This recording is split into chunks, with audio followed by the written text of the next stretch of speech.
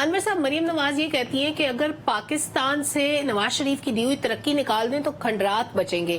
Statement کا یہ مطلب ہے کہ کسی سیاسی دور میں کوئی ڈیولپمنٹ نہیں ہوئی، کچھ نہیں ہوا پاکستان میں، جو کیا صرف نواز شریف نے کیا. یہ تو ایک پولیٹیکل اسٹیٹمنٹ ہے نا، اور وہ اس طرح کے اسٹیٹمنٹس آتے رہتے ہیں جن کی کوئی وہ سیاسی حیثیت ہوتی ہے. آن گراؤنڈ ایسا نہیں ہے. دیکھیے آپ دیکھیں نا، اب جنرل مشرف کے دور میں بھی تو ترقی ہوئی نا، پرویز الہی کے دور میں بھی ترقی ہوئی، ایوب خان کے دور میں ترقی ہوئی. ایسا تو نہیں ہے نا کہ ہاں تو یہ تو نہیں کہ نواز شریف صاحب آئے اور انہوں نے سب کچھ ملک کو گلو گلزار کیا ہے. اپنی غلطیوں کا بھی بندے کو ازالہ کرنا چاہیے، غلطیاں ان سے بھی ہوئی ہیں نا، اس کی بھی بات کریں.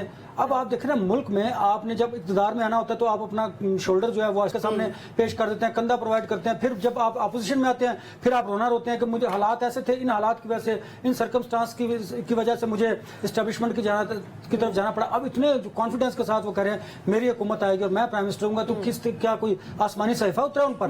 تو کسی نہ کسی سے بات چیت ہو رہی نا، ان سے بات چیت کی بنیاد پر ہی تو یہ گفتگو کر رہے ہیں کہ میں اتنے کانفیڈنٹ ہوں. وہ دیکھیے بات یہ ہے کہ اس ملک کے غریب عوام کے لیے کس کے پاس لانگ ٹرم پالیسی ہے. یہ short term mid term policies کی وجہ سے اب یہ ملک ترقی نہیں کر سکتا. اور عوام دیکھنا 40% جو خطے غربت سے نیچے چلے گئے ہیں لوگ، ڈاکٹر صاحب جس طرح بتا رہے ہیں کہ اب مجھے بتائیں، اگر آپ نے لانگ ٹرم پالیسیز کو نہ اپنایا تو یہ حالات مزید بگڑیں گے، آپ کے ملک میں غربت مزید بڑھتی چلی جائے گی. اس کو ایڈریس کرنے کی ضرورت ہے. آپ کو دیکھیے نا، بیانیے کی بات کرتے ہیں تو آپ کو بتانا چاہیے تھا کہ مجھے اس ملک سے اس طرح غربت کو ختم کرنا ہے، مجھے معاشی ابتری کو کیسے اسے کاؤنٹر کرنا ہے، کیسے میں نے معاشی صورتحال کو بہتر کرنا ہے. آپ کو تجاویز دینی چاہیے تھی، آپ کو بتانا چاہیے تھا کہ میرے پاس یہ، میری گورنمنٹ کے پاس، میری پارٹی کے پاس یہ پالیسی ہے، اس پالیسی کو لے کر میں اس ملک میں آ رہا ہوں اور میں اس ملک کی ترقی کا ضامن بنوں گا.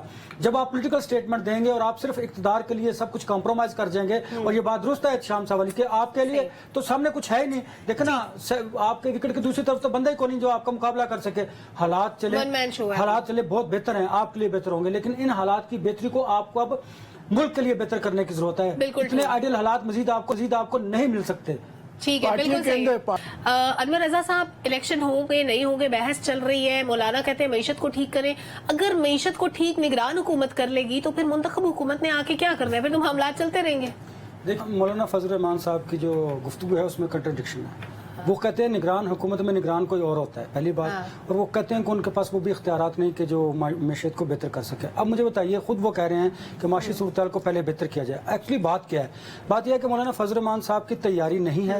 انہیں پتا ہے، وہ خاموش اس لیے تھے کہ نواز شریف شاید وطن واپس نہیں آئیں گے، لیکن اب نواز شریف وطن واپس آ رہے ہیں. انہیں اس بات کا یقین ہے کہ الیکشنز ہوں گے، اسی لیے اب انہوں نے یہ اسٹیٹمنٹ دینا شروع کر دیے. ایک بات. دوسری بات یہ ہے کہ دیکھیے، الیکشن ہوں گے تو آپ کی معاشی صورتحال بہتر ہوگی. یہ نہیں ہو سکتا کہ آپ انتخابات نہ کروائیں اور آپ کہیں کہ آپ کی معاشی صورتحال بہتر ہوگی. معاشی صورتحال کی بہتری کے لیے آپ کو انٹرنیشنل آرگنائزیشن جو ممالک ہیں ان کے ساتھ جو آپ نے وعدے کیے ہیں ان کو بھی پورا کرنا ہے. اور ان کی یہ ڈیمانڈ ہے کہ آپ اپنے ملک میں جمہوری نظام کو لے کر آئیں، اور اس کے لیے انتخابات کا کروانا ضروری ہے.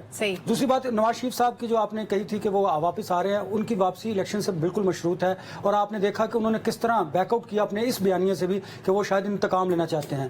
تو وہ لوگ جو مفاہمت کی سیاست مسلم نون میں چاہتے تھے، ان کا بیانیہ پرویل کیا، اور نواز شریف کو بالآخر شاید جزوی طور پر، یا آپ کہیں کہ کچھ وقت کے لیے وہ اس معاملے سے پیچھے ہٹ گئے ہیں. اور اچھی بات ہے. دیکھیے، اگر آپ نے معاشی صورتحال کو بہتر کرنا اور آپ چاہتے ہیں کہ ملک میں جمہوری نظام پرویل کرے تو پھر آپ کو ایسے سٹیپس لینے پڑیں گے. اور ایک بڑی امپورٹنٹ بات یہ بھی ہے کہ اب جو پاکستان تحریک انصاف ہے ان کا اور بالکل مسلم لیگ نون کا مقابلہ ہے، لیکن اب وہ بالکل ان کے دانت جو ہے نا وہ نکل چکے ہیں. دانت نکل چکے ہیں تو مقابلہ آپ کو پتہ ہی کیسا ہوگا. مفاہمت تو چلو ہو گئی، لیکن نواز شریف کے آنے کے بعد ہی ان کی کمپین چلے گی. نواز شریف کا آنا ان کی مجبوری ہے. دیکھیں نا، وہ تو آپ نے اس انتخابات کو قانونی حیثیت بھی دینی ہے، ایک بات. دوسری بات، آپ اس کو تسلیم کیجئے یا نہ، اسٹیبلشمنٹ کی اب مجبوری بھی ہے. کسی فیس کو تو آگے لے کے آنا ہے، تو وہ نواز شریف ہیں. اور پھر وہ یہ کلیم بھی کرتے ہیں، اور ایسا بھی ہے کہ ان کے دور میں جب وہ تھے بہت زیادہ ترقی ہوئی تھی ملک میں، استحکام آیا تھا. اب دیکھیں، وہ ٹیم کام تو کرتے ہیں نا ان کے لوگ جو ہیں. اب وہ اسی بیانیے کے ساتھ آگے چلیں گے جو ڈاکٹر صاحب کہتے ہیں کہ ان کے پاس بیانیہ نہیں ہے. اب ان کے پاس بیانیہ یہ ہے کہ ملک کی معاشی صورتحال کو بہتر کرنا ہے. یہ دیکھیں نا، یہ بڑا ٹچی سا ایشو ہے. اس پہ غریب جو لوگ ہیں ان کو ایک ہوپ نظر آتی ہے کہ نواز شریف آئیں گے یا کوئی بھی جمہوری حکومت آئے گی تو چلے ہمارے حالات تو بہتر ہوں گے. انہیں اس سے کوئی غرض نہیں ہے کہ جو مرضی حکومت ہو. ان کو غرض اس بات سے ہے کہ پیٹرول پرائسز کم ہوں، حالات بہتر ہوں، کھانے پینے کی اشیاء سستی ہوں.